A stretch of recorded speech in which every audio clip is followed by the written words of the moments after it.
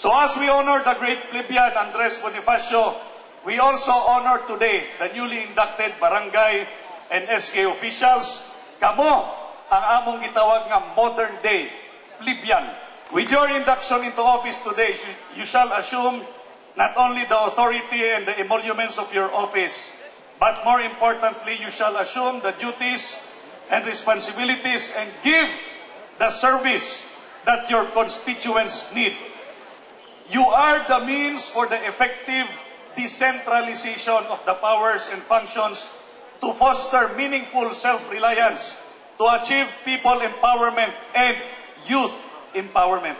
As the basic political unit in the democratic system of the Philippine government, the barangay is the primary planning and implementing governmental unit. Our city's progress starts with the barangay. Mao kini ang pipila sa inyong mga trabaho, isummarize lang nako.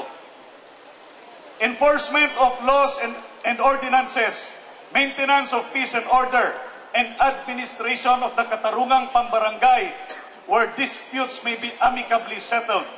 This includes not just the prevention of criminality in your barangay, but includes as well the prevention and apprehension of illegal gambling and illegal drugs.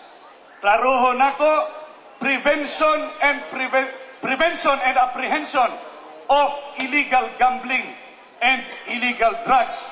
Dili kamo dapat ang promotor, dili kamo dapat ang operator sa illegal gambling and illegal drugs. Number 6, transparent governance. Providing proper information and reading facilities. Inspiring and promoting the spirit of bayanihan, unity and community support and cooperation to promote the general welfare of the barangay. Dili kinahanglan nga magsugod yun og uno.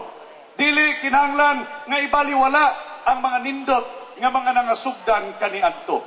Wala na lang dumot-dumot. Kung maayo ang isugdan, dili ba mas maayo nga tiwason? Mao kana ang akong hangyo labi na sa mga bag-ong napili. Show your 101% love for your barangay.